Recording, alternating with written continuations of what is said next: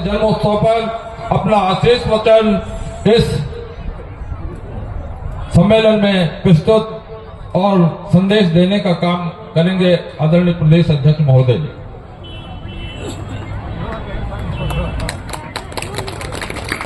धन्यवाद साथियों। सजोर पेंता बुढ़ाल पेंता बुढ़ाल पेंता। धन्यवाद साथियों। आज अखिल गोंडवाना गोंडी साहित्य सम्मेलन कार्यक्रम में सबसे पहले मैं अमरकंटक के इस पावन धरा को सादर नमन सेवा जोहार करता हूँ। सेवा जोहार करता हूँ गोंडवाना के महामानव, गोंडवाना समग्र विकास क्रांति आंदोलन के महानायक, गोंडवाना रत्न दादा मरकाम जी को मैं तहे दिल से हार्दिक नमन और सेवा जोहार करता हूँ। सेवा जोहार करता हूँ डॉक्टर मोतीराम कंगाली जी को, जिन्होंने सामाजिक धार्मिक क्षेत्रों में पूरा देश में अलग जगाने का जो काम हम सभी लोगों के लिए किया है। और इस साहित्य सम्मेलन में आज अध्यक्षता कर रहे सम्मानित तिरुमाल बीएल कोराम जी, उनको मैं सादर सेवा जोहार करता हूं। सेवा जोहार करता हूं गोंडवाना गणतंत्र पार्टी के राष्ट्रीय अध्यक्ष विधायक पालीताना खार सम्मानी भैया तुलेश्वर सिंह मरकाम जी को मैं सादर जोहार करता हूं। सेवा जोहार करता हूं सम्मानी राष्ट्रीय महासचिव गोंडवाना गणतंत्र पार्टी सम्मानी भैया श्याम सिंह मरकाम जी को।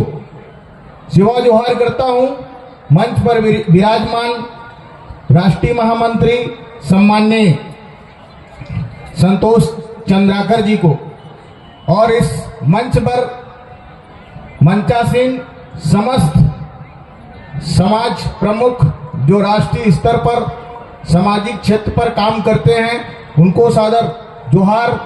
गोंडवाना गणतंत्र पार्टी के समस्त राष्ट्रीय पदाधिकारी, प्रदेश के समस्त प्रदेश अध्यक्ष, प्रदेश पदाधिकारी, जिला प्रमुख, संभाग के प्रमुख, ब्लॉक के प्रमुख और इस कार्यक्रम में उपस्थित सभी सामाजिक संगठनों के पदाधिकारियों को और आप सभी युवा शक्ति, मातृशक्ति, पितृशक्ति और इस देश के मालिक और मालकिन सबको जय सेवा, जय फड़ापेन।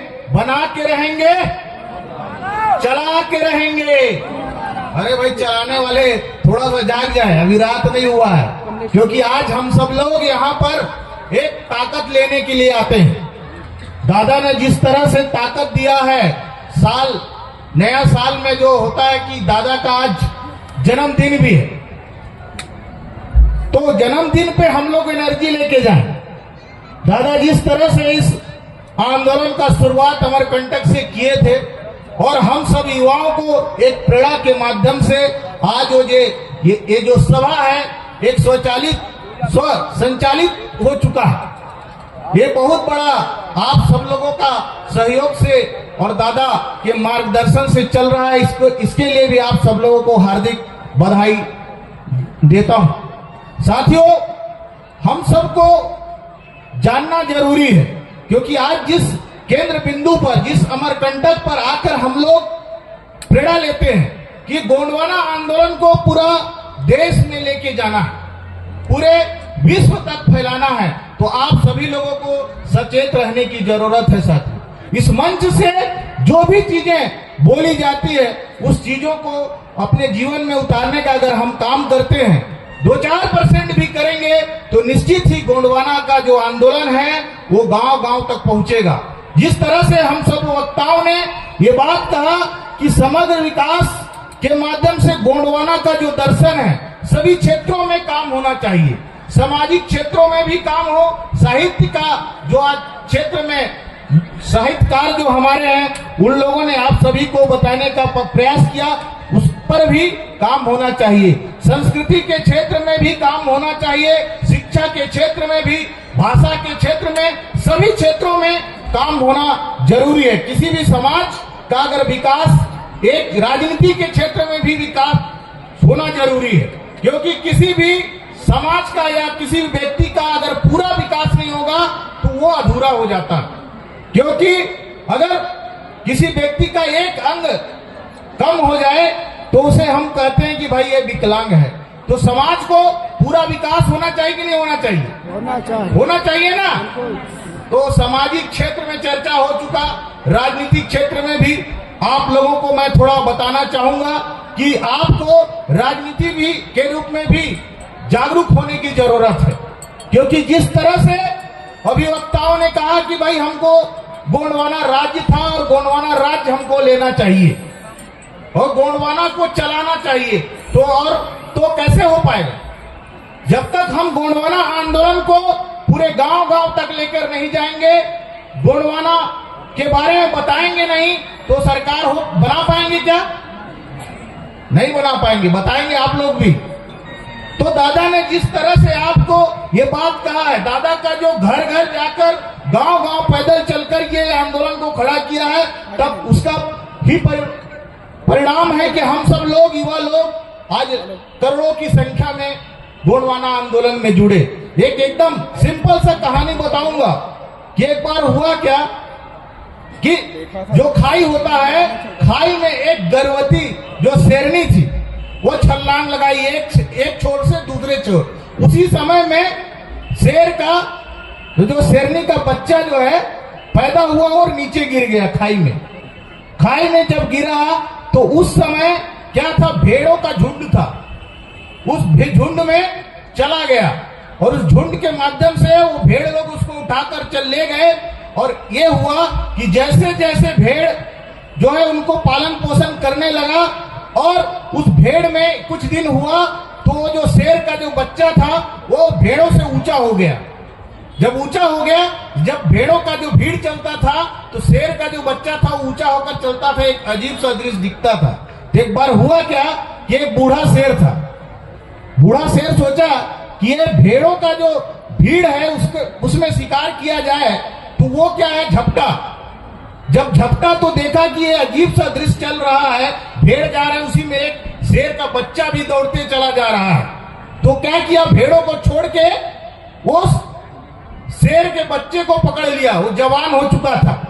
जब पकड़ लिया बूढ़ा शेर तो मिमियाने लगा कि भाई छोड़ो, मुझे मत मारो, बचा लो। तो उन्होंने क्या किया कि उस बूढ़े शेर ने उस नौजवान शेर को पकड़कर नदी में ले गया, नदी के ऊपर, और दिखाया कि देखो ये तुम्हारा चेहरा और मेरा भी चेहरा मिलता है, तुम भी शेर के बच्चे हो। तो वो मिमियाने लगा, बोला कि नहीं, आप शेर हो, इस भेड़ों के बीच में जो भेड़ की का आदत बन चुका है, तो आप जागो। तो साथियों, हम सबको भी दादा मरकाम ने जो युवाओं को घसीट कर ये बताया है कि आप इस देश के मालिक हो और यहाँ के राजा हो, राजकुमार हो, राजकुमारियां हो, आप जागिए और गोंडवाना राज को लेना है। तो लेना है कि नहीं लेना भाई? ये दादा मरकाम जी जिस तरह से बूढ़े शेर की तरह हम सबको घसीट कर बताया कि आप इस देश के मालिक हो, तो मालिक बनना है कि नहीं बनना है? तो बनना है तो मालिक बनेंगे तो गोंडवाना राज लाना पड़ेगा। तो गोंडवाना राज के लिए आप सभी को दादा का जो फार्मूला, चाहे वो सामाजिक क्षेत्र हो या राजनीतिक में, हम सबको एक सेंटर पॉइंट बना के गोंडवाना का 1 to 10 फार्मूला है जिसको चलाना होगा। क्योंकि हमको राजनीतिक क्षेत्र में जानकारी, सामाजिक क्षेत्र में भी जानकारी होना चाहिए। नहीं तो होता क्या है, चाहे जो भी चुनाव हो, मध्य प्रदेश में हो या फिर छत्तीसगढ़ में, हम सब लोग कुछ न कुछ लोग प्रलोभन के माध्यम से भाग जाते हैं। चाहे मध्य प्रदेश में महतारी बंधन योजना हो या छत्तीसगढ़ में महतारी बंधन हो या फिर मैया बंधन हो, सभी में लोग भाग जाने के बाद संगठन का कोई शक्ति नहीं दिखता है। आप सब लोगों ने जिस तरह से छत्तीसगढ़ में गोंडवाना का उदय गोंडवाना पालित तानाखार से हो चुका है और इसको पूरा देश में मध्य प्रदेश और छत्तीसगढ़ में भी हमको विधायक बनाना पड़ेगा ताकि छत्तीसगढ़ और मध्य प्रदेश में गोंडवाना का मुख्यमंत्री बन सके। साथ इसके लिए हमको अभी से तैयार होना पड़ेगा।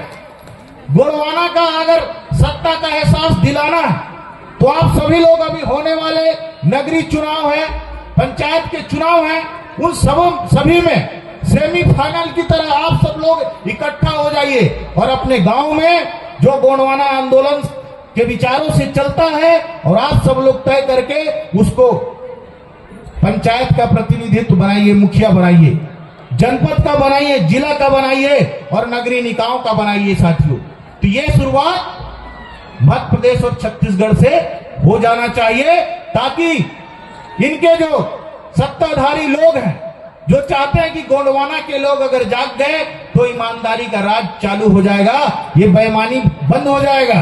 जिस तरह से घोटाला चल रहा है, चाहे वो कोई भी घोटाला हो, तो इस चीज का उनको डर है और ये दोनों कोई नहीं चाहता कि गोंडवाना का राज बने। इसलिए आप सब लोग तैयार हो जाइए। आपको अपना विकास सेल्फ करना पड़ेगा, स्वयं करना पड़ेगा, अपना राजपाट आपको लाना होगा। तो मैं ये चाहूंगा कि गोंडवाना राज बनाने का एहसास हमको आज से हो जाना चाहिए और हम सब लोग अपने गांव में, अपने जिलों में जाएं।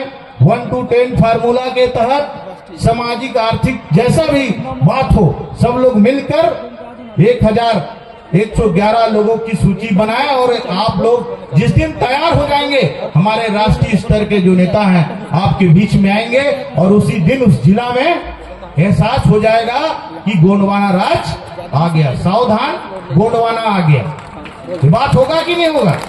होगा। इसको पहले एहसास कराना है। साथियों, हमारे बीच काफी वक्ता है और उनका बात भी सुनना है, क्योंकि आप सब लोगों ने मेरी बात बहुत शांतिपूर्ण ढंग से सुना है।